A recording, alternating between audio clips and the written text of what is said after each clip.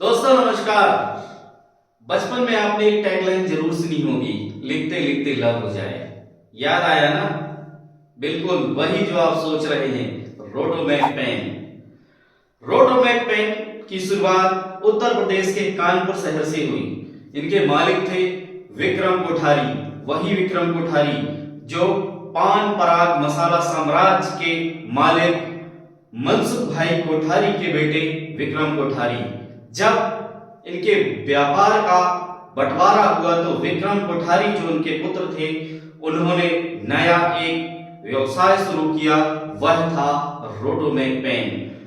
Rotomac pen से लिखते लिखते हमारा बचपन बीता, क्लासों में हंसी मजाक हुए और वो जो टैग लाइन लिखते लिखते लव हो जाए, वो दीवाना बना देती थी।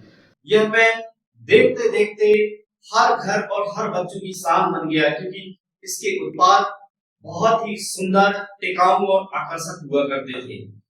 धीरे धीरे कंपनी ने अपनी पकड़ पूरे देश में बना ली और हर घर की पहचान यह रोटोमैक पेन बन गया। हर बच्चों की पहचान यह रोटोमैक पेन बन गया, क्योंकि इसकी टैगलाइन ही थी, लिखते लिखते लव हो जाए। धीरे धीरे देखते देखते यह पेन हर होर्डिंग, हर विज्ञापन और हर अखबार में नजर आने लगा और इसकी सफलता की चर्चे पूरे देश में होने लगे।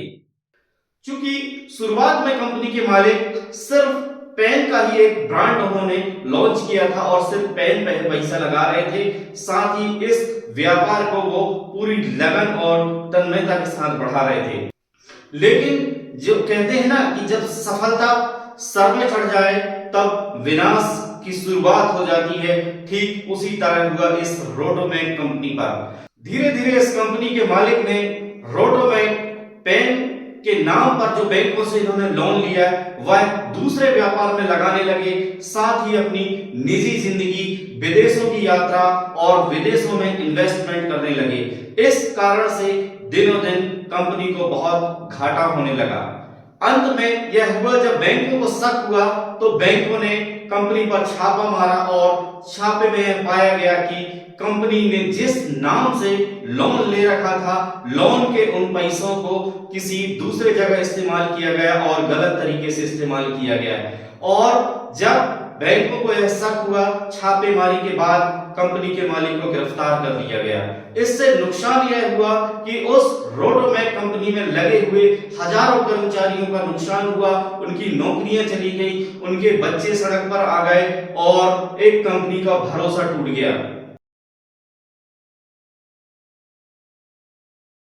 हमें हमेशा लालच से बचना चाहिए और संयम हमेशा सफलता से बड़ा होता है।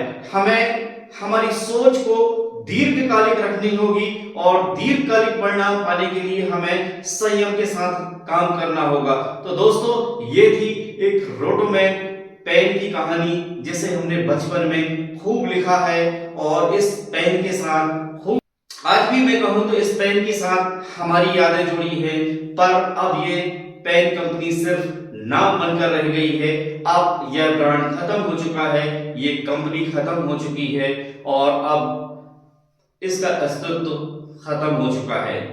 तो रिपोर्ट्स के मुताबिक यह पाया गया कि इस कंपनी पर लगभग 3700 करोड़ रुपए का लोन बकाया था। यह लोन मामूली नहीं होता।